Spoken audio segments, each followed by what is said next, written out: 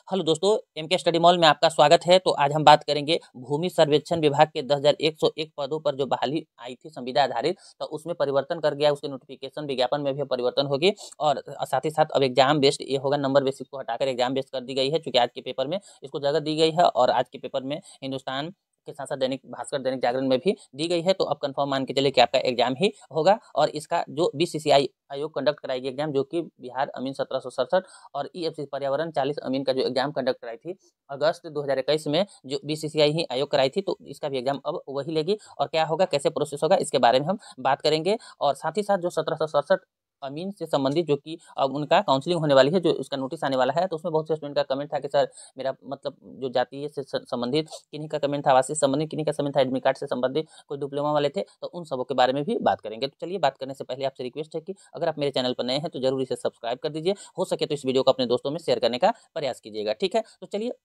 सबसे पहले बात कर लेते हैं भूमि सर्वेक्षण विभाग के 10,101 पदों के, उसके बाद 1767 के विभिन्न कमेंटों पर और जो विभिन्न क्वेश्चन था स्टूडेंट का, उस पर भी बात करेंगे। तो चलिए देख लेते हैं इसके बारे में। तो पहले जो विज्ञापन निकाली गई थी 10,101 पोस्टों में, जिसमें कि आपको सहायक बंदोबस्त पदाधिकारी, कानूनगो और लिपिक और साथ साथ जो कि अमीन की बहाली आई थी। टोटल 8200 अमीन था लगभग, टोटल पोस्ट मिलाकर 10,101 था, जिसमें कि नंबर बेसिस से आपको दिया गया था। तो देखिए यहाँ पर एलआरसी डिपार्टमेंट भी मतलब उन लोगों के साथ मजाक जरूर की है जो कि डॉक्यूमेंट खरीदे हैं कहीं ना कहीं से, और डॉक्यूमेंट खरीद के निश्चिंत हो गए थे कि अच्छा मार्क्स से मेरी नौकरी हो जाएगी। तो यहाँ पर उनके साथ बहुत बड़ा मतलब क्या बोलिएगा कि चाल चली है एलआरसी डिपार्टमेंट। अब क्या करेगी एलआरसी डिपार्टमेंट कि इसमें एग्जाम कंडक्ट कराएंगे। तो जो भी स्टूडेंट अगर जिनका ऑथेंटिक नॉलेज होगा उनके लिए अच्छी बात है, ऐसा नहीं है इनका मार्क्स कम था तो उनको लग रहा था कि मतलब हमें दिक्कत होगा, तो उनके लिए ऐसी समस्या नहीं है। लेकिन होना क्या चाहिए था, जब आप एग्जाम ले रहे हैं तो इनको कॉन्ट्रैक्ट बेसिस ना करके इनको परमानेंट किया जाना चाहिए था। क्योंकि आप एग्जाम जब ले ही रहे हैं तो किसमें समस्या क्या है, जब आप डॉक्यूमेंट चेक करेंगे एग्जाम, क्योंकि जो एग्जाम ले रही है इसका मेन रीजन वही है। क्योंकि आपको ये पता होगा कि जो फर्जी डिग्री वाले के कारण ही ये एग्जाम कंडक्ट करा रही है, नहीं तो ऐसा एग्जाम कंडक्ट कराने की कोई उसकी मतलब मंशा नहीं थी। लेकिन यही कारण यह मंशा जागी है एलआरसी डिपार्टमेंट, और जो कि जो इसके जो मंत्री जी हैं, जो आलोक मेहता जी, उन्होंने बात को क्लियर किया, ठीक है। तो चलिए देखते हैं, 1-2 दिन में आपको नोटिस देखने को मिल जाएगा। तो देखिए, राजस्व एवं भूमि सुधार विभाग ने बिहार विशेष सर्वेक्षण के लिए सहायक बंदोबस्त पदाधिकारी, कानूनगो, अमीन, लिपिक की बहाली प्रक्रिया में बड़ा बदलाव कर दिया है। संविदा के इन पदों पर नियुक्ति की जिम्मेदारी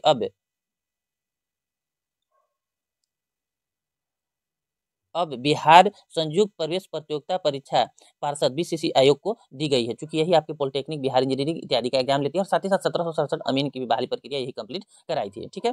पार्षद प्रतियोगिता परीक्षा के आधार पर चयन करेगा। अब तक मेरिट के आधार पर बहाली हो रही थी, क्योंकि आपको पता है जो पिछली बहाली आई थी 4900 कुछ पोस्टों पे, तो उसमें मार्क्स बेसिस था और उसमें जो कि वहाँ पर 550 पोस्ट जो है लगभग दिया गया था अमानत वाले को, और इसमें अब अमानत वाले को जगह दिया जाएगा कॉन्ट्रैक्ट बेसिस बहाली में। क्योंकि जो अमेंडमेंट हुई है उसमें आप सुन लीजिएगा कि अमानत वाले और आईटीआई से सर्वेयर किए हैं उनको इसमें जो कि है दिया जाएगा मौका, तो उनके लिए हो सकता है सीट यहाँ पर दिया जाए, जो कि अमेंडमेंट में दी गई है। तो उनके लिए कुछ ना कुछ यहाँ पर सीट अब जो कि बहाली आएगी तो उसमें दिया जाएगा। तो अमानत जो डिग्री लिए हुए हैं, जो आईटीआई से सर्वेयर किए हैं, एनसीवीटी से अगर मान्यता अप्रूव है तो आप अप्लाई के लिए एप्लीकेबल हैं और आप एग्जाम की तैयारी कर सकते हैं। आपके लिए एक सुनहरा मौका मिल सकता है, जो भी अमानत जो डिग्रीधारी है उनके लिए, ठीक है। इस बदलाव के साथ ही सहायक बंदोबस्त पदाधिकारी, कानूनगो, अमीन और लिपिक के 1001 पोस्टों पर 10,101 पोस्टों पर होने वाली बहाली की जिम्मा बीसीसीआई को सौंप दिया गया है, ठीक है। मतलब इसको सौंप दिया गया है, कुछ दिन में आपको नोटिफिकेशन आएगा। आज इतना मान के चलिए कि इसमें आपको जगह मिलने वाला है, जो अमानत वाले हैं उनको यहाँ पर मिल सकता है, क्योंकि कॉन्ट्रैक्ट बेसिस बहाली में बीसीसीआई बहाली नए सिरे से विज्ञापन जारी करेगा। राजस्व एवं भूमि सुधार मंत्री आलोक मेहता ने कहा कि सरकार इस कदम पर पारदर्शिता सुनिश्चित होगी। बेस्ट टैलेंटेड को सरकारी नौकरी में आने का मौका मिलेगा। बिहार विशेष सर्वेक्षण के लिए 2019 में वैकेंसी निकली थी, उसके लिए बने नियमावली के मुताबिक सिर्फ अंकों के आधार पर 2020 में नियुक्ति की गई थी। उस चयनित में करीब 4.5 हजार कर्मी फिलहाल चूंकि 20 जिलों में सर्वेयर में काम कर रहे हैं। तो अभी देख लिया आप, ठीक है। जो कि पिछला बहाली आई थी वह लगभग 4900 पोस्टों की आई थी, लेकिन वो फुलफिल नहीं पूरा हो पाई थी। तो उसमें अभी लगभग यहाँ बताया जा रहा है कि 4.5 हजार कर्मी फिलहाल 20 जिलों में कार्यरत है। चूंकि अब 20 जिलों में जो शुरू हुआ है इसमें, तो इसमें चूंकि बहुत जल्द जरूरत है, क्योंकि राजस्व कर्मचारी का जो कि विशेष सर्वे अमीन के लिए, ठीक है, विशेष सर्वे सर्वेक्षण के लिए। तो जो विशेष सर्वे सर्वेक्षण के लिए इस पोस्ट के लिए, चूंकि आपको पता है कि सरकार ने तय लिमिट जो है 31 मार्च 2024 तक विशेष सर्वेक्षण का काम कंप्लीट कराने की मतलब योजना बनाई है, और जो कि आपको 20 जिला में लगभग काम हो मतलब अंतिम पड़ाव पर है। और साथ ही साथ जो 20 जिला न्यू है जो शुरू होने वाला है उसके लिए चूंकि कर्मचारी की जरूरत है और इसके लिए सरकार ने 10,101 पोस्टों पर बहाली निकाली है। और इतना मान के चलिए कि सरकार आसानी से हटाएगी नहीं, आपको अगर ले लेगी तो हटाएगी नहीं, इतना कंफर्म रखिए। अभी तक हटाया नहीं गया है, हटाया भी गया है तो यही मंशा से या तो आपका डिग्री में मतलब कोई समस्या हो, या तो आपका रूल के हिसाब से डिग्री ना हो, मत इन्हीं कारणों से या तो कुछ गलती करते हुए पकड़े गए हैं तभी, नहीं तो ऐसे अभी तक फिलहाल हटाई नहीं है किसी को, और चांस भी कम ही है कि आपको हटाएगी। भले यहाँ पर कॉन्ट्रैक्ट बेसिस लिख दी है, लेकिन कंफर्म मान के चलिए कि आपको आगे तक ही इसको विस्तृत कर दिया जाएगा और साथ ही साथ आपको परमानेंट आगे कर दी जाएगी। ठीक है, तो चलिए आज का अपडेट यही था विशेष सर्वेक्षण से संबंधित, जो कि आप जो भी इंतजार में थे मार्क्स बेसिस के, वो तो उनका मतलब भूल जाइए, क्योंकि यहाँ पर लिख दिया गया कि आपसे मतलब फी नहीं लिया गया था, जो कि सही बात है। आप फॉर्म भरने का कोई फी नहीं लिया गया तो फी तो रिफंड करने का कोई टेंशन है नहीं, तो आपको अब डायरेक्ट चूंकि बीसीसीआई जैसी नोटिस निकालेगी और जो क्वालिफिकेशन रखेगी जिस आधार पर, तो एक जान लीजिए कि इसमें अमानत डिग्री वाले के लिए मौका यहाँ पर दिया जा सकता है, कुछ पोस्ट उनके लिए रखा जा सकता है। तो आपके लिए ये हो सकता है सुनहरा मौका मिल सकता है, जो कि ITI सर्वेयर या अमानत की है कहीं से, उनके लिए यहाँ पर मौका मिल सकता है। तो एग्जाम की तैयारी में लग जाए, उनका जो सिलेबस होगा कुछ दिन में अपडेट आएगा, जैसा जो अपडेट आएगा बीसीसीआई आयोग से तो हम आपको जल्द ही इसके लिए अपडेट करेंगे। इसके लिए आप मेरे चैनल से जुड़ जाइए। ठीक है, तो चलिए अब बात कर लेते हैं बिहार अमीन 1767 से संबंधित बहुत से कमेंट था उसके बारे में। ठीक है, तो देखिए अब इनका भी इंतजार रह गया है बिहार, जो कि बीसीसीआई आयोग ही कुछ दिनों में आपको नोटिस पब्लिश करेगी, क्योंकि LRC डिपार्टमेंट बोलेगी काउंसलिंग के लिए, काउंसलिंग करेगी क्योंकि टोटल डाटा किसके पास है, तो बीसीसीआई आयोग के पास ही है। और अभी जो भी अपना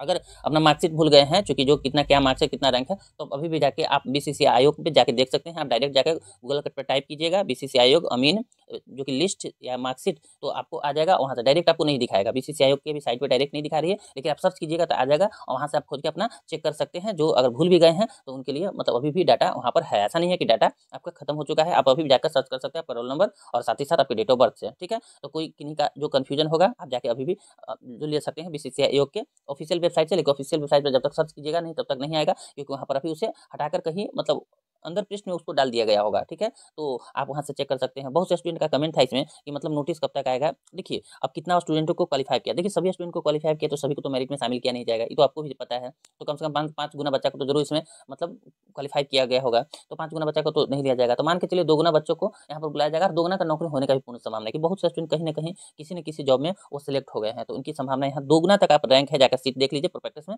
क्योंकि हम इसके लिए विशेष वीडियो लेकर आएंगे तो उस पर बात करेंगे। तो यहाँ पर आपका सीट से देख लीजिए, अगर 2 गुना रैंक तक आपका है तो आप मान के चलिए अपना डॉक्यूमेंट बनाना शुरू कर दीजिए, आपके होने की संभावना यहाँ पर पूर्ण दिख रही है। ठीक है, क्योंकि बहुत से स्टूडेंट जब आप जो कि आप विश्वास कीजिएगा कि जब पर्यावरण अमीन में 40 पोस्ट था, 133 पोस्ट वाले 133 रैंक वाले के लिए वहाँ पर उनका सिलेक्शन हुआ था। तो आप इसी से अंदाजा लगा सकते हैं क्या बताएं, क्योंकि वो तत्काल की बहाली थी और ये बहाली प्रक्रिया में लगभग विलंब हो चुका है 2 साल का। तो इसमें आप कंफर्म मान के चलिए कि आपको मतलब दोगुना रैंक तक के लिए नौकरी तक हो जाएगा। ऐसा नहीं कि ऐसे तो बुलाएगी सरकार LRC डिपार्टमेंट या जो हो बीसीसीआई आयोग, वो आपको दोगुना रैंक तक के लिए ही बुलाएगी काउंसलिंग के लिए, लेकिन जब घटेगा तो फिर आगे भी बुलाई जाएगी। ठीक है, तो इतना मान के चलिए दोगुना जिनका रैंक है वो अपना डॉक्यूमेंट अभी से तैयार कर दे, कुछ दिन के बाद बीसीसीआई आयोग आपको नोटिस पब्लिश करेगी जिसमें आपको बताएगी। अब बहुत से स्टूडेंट का कमेंट था कि सर हम डिप्लोमा से फॉर्म अप्लाई किए, क्या हमें छांट दिया जाएगा या ले लिया जाएगा? ऐसा कुछ नहीं है, डिप्लोमा को बिहार में 12th के समकक्ष माना गया है और आपको सिलेक्शन का मौका दिया जाएगा, क्योंकि पर्यावरण जो अमीन था उसमें सिलेक्शन लिया गया है, इतना हमें पता है, हम जहाँ तक पता किए हैं और हमने उनसे बात भी हुई है। तो आप कंफर्म रहिए, आपका सिलेक्शन यहाँ पर श्योर है।